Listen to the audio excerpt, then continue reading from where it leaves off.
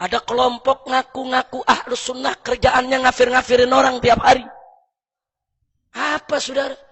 Orang yang maulid dikafirkan, yang tabaruk dikafirkan, yang tawassul dikafirkan, cuman dirinya doang Islam sendirian. Kurang ajar saudara. Dulu jangan sembarangan kau kafirkan. Saudaramu yang kau kafirkan itu sejak kecil mengucapkan la ilaha illallah. Mereka sholat 5 waktu, mereka puasa Ramadan, mereka bayar zakat, mereka menunaikan ibadah haji. Hanya gara-gara peringatan maulid kau kafirkan. Hanya gara-gara tawassul, tabaruk kau kafirkan. Kurang ajar, biadab. Enggak tahu diri saudara. Ngaku ahlus sunnah dari mana? Enggak ada. Saudara, kita Muhammad sallallahu alaihi wasallam hidupnya dari pagi, siang, sore, malam, setiap hari sibuk mengislamkan orang-orang kafir, saudara. Sibuk mengislamkan orang kafir. Bahkan suatu ketika ada orang Yahudi meninggal dunia. Nabi termenung, ditegur oleh sahabat. Ya Rasulullah, kenapa kau murung? Yang mati kan orang kafir. Apa kata Nabi? Yang aku sedihkan, aku belum sempat islamin dia. Masya Allah. Saking apa saudara? Nabi begitu himmah, raghbah, ingin mengislamkan orang yang ada di sekitarnya. Cintanya kepada umat manusia luar biasa. Nabi tiap hari sibuk mengislamkan orang-orang kafir, saudara. Sekarang ada kelompok ngaku aswaja ikut Nabi. Tiap hari, pagi, siang, sore, malam sibuk mengkafir-kafirkan orang Islam, saudara. Ini dibilang kafir, itu dibilang kafir, ini musyrik, ini ahli bid'ah, ini fasik. Enaknya saudara, dia bilang semua kafir masuk neraka, dia sendiri yang masuk surga. Kayak dia yang pegang kunci surga, saudara. Inna lillahi wa inna ilaihi raji'un. Saya khawatir kalau kelompok ini terus menerus seperti itu, tidak berbeda dengan kelompok Khawarij yang di saudara. Hati-hati. Tadi yang kita cerita itu namanya kelompok Khawarij. Kenapa disebut Khawarij? Karena dia keluar dari Jamaatul Muslimin. Karena dia keluar daripada baiat kepada khalifah.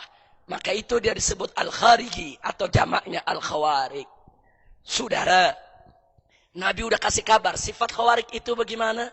Rajin sholatnya, rajin zikirnya, rajin puasanya.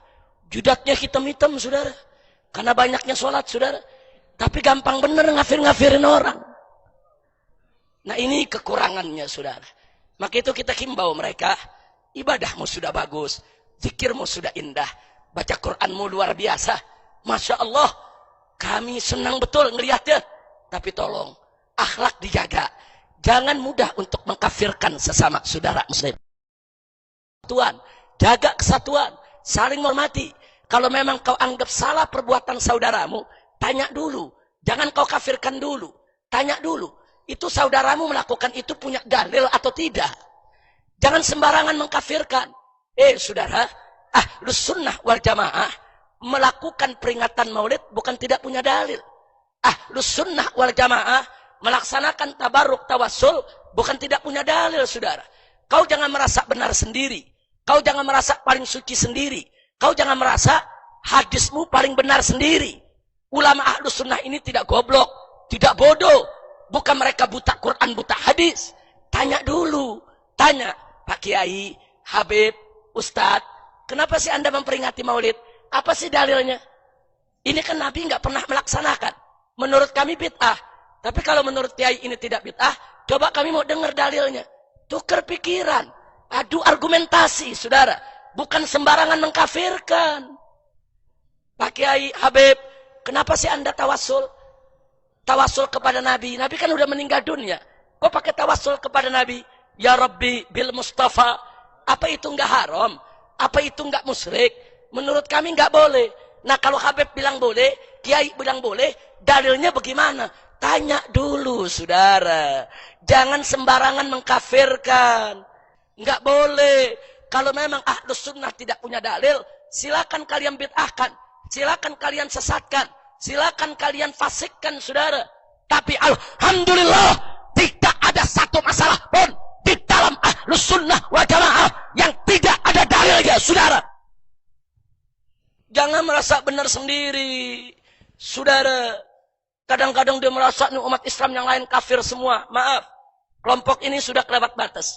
Mereka mengarang buku, mereka katakan madhab Asy'ari dan Maturidi sesat menyesatkan. Kurang ajar. Mereka baru lahir kemarin, saudara. Madhab Asy'ari dan Maturidi sudah ada dari abad keempat Hijriah. Sudah 1000 tahun lebih. Seenaknya mereka bilang murtad kafir. Mereka pikir itu Imam Nawawi itu siapa? Imam Bukhari itu siapa? Imam Muslim itu siapa? Semuanya Asy'ari, saudara. Sembarang itu ulama-ulama besar yang mengarang kitab-kitab tafsir, yang mengarang kitab-kitab tarikh, yang mengarang kitab-kitab rijalul hadis. Al-Imam Suyuti, Al-Imam Nawawi, Al-Imam Ibn Hajar Al-Haytami, Al-Imam Ibn Hajar Al-Asqalani. Itu semua Asy'ari. Seenaknya, masih bau kencur. Baru lahir kemarin, jenggot selembar. Saudara, seenaknya kaki-maki ulama. Imam Ghazali dihantam habis, saudara. Imam Suyuti dihantam habis. Dia siapa? Ilmunya tidak seujung kuku Imam Suyuti, saudara. Imam Suyuti, disiplin ilmu apa yang dia tidak ngarang kitab, saudara? Kitabnya dalam ilmu tafsir ada. Kitabnya dalam ulumul Quran ada. Kitabnya dalam ilmu hadis ada. Kitabnya dalam ilmu rijal ada. Kitabnya dalam ilmu nahwu ada. Kitabnya dalam ilmu tarikh ada. Sampai-sampai Imam Suyuti mengatakan, andai kata aku ingin ijtihad sendiri, niscaya aku mampu. Karena Allah telah mengkaruniakan kepadaku semua disiplin ilmu untuk berijtihad. Tapi aku lebih suka ikut metode mazhab Imam Syafi'i. Aku tidak ingin habiskan waktuku untuk berijtihad dalam hal-hal yang sudah diijtihadkan oleh Imam Syafi'i. Yang sudah diijtihadkan Imam Syafi'i, biar aku tinggal ikut saja. Yang belum diijtihadkan, baru aku ijtihadkan. Ini ada makhluk baru nih zaman. Saudara jenggot selembar bilang Imam Suyuti, lu yang... Kira-kira jelas tidak? Jelas tidak? Enggak usah ngadepin Imam Suyuti dulu, saudara. Hadapi aja kiai-kiai Ahlus Sunnah yang ada sekarang. Enggak, saudara. Ilmu mereka enggak seberapa. Cuma mereka menang semangat. Kita bangga dengan semangatnya. Kita bangga dengan cinta Islamnya. Kita bangga dengan dia berpegang kepada syariatnya, saudara. Tapi sayang, sejuta sayang, dia begitu mudah mengkafirkan sesama saudara Muslim. Andaikan dia tidak mengkafirkan saudara sesama Muslim, jangan-jangan dia tampil sebagai umat yang terbaik di antara yang lain, saudara. Karena rajin ibadahnya, rajin sholatnya, rajin zikirnya, jauh dari yang haram, saudara. Cuman kekurangannya satu, gampang ngafirin orang. Kalau udah ngafirin orang, nanti ngehalalin darah orang. Enak aja ngebunuh orang. Enak aja ngehalalin harta orang buat digarah, saudara. Nggak boleh.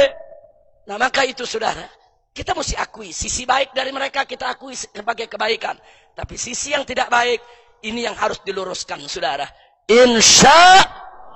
Maka itu saya mau tanya semua yang ada di sini, saudara, siap bersatu, siap bersaudara, siap jaga diri, tidak sembarangan mengkafirkan. Takbir.